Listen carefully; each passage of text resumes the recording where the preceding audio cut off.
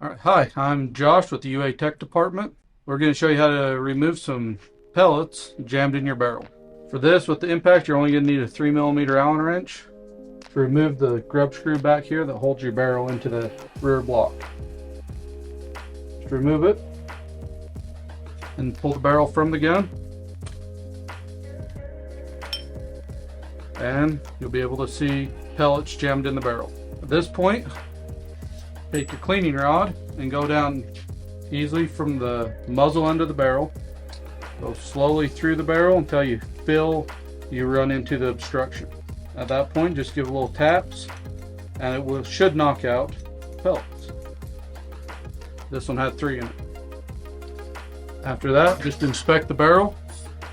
Make sure there's nothing else left in there. Reinsert it into the gun. Line that up with the notch on the back.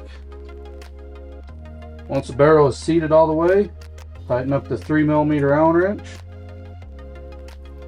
and you're ready to get back to shooting. If you have any questions or comments, leave it below or feel free to give us a call.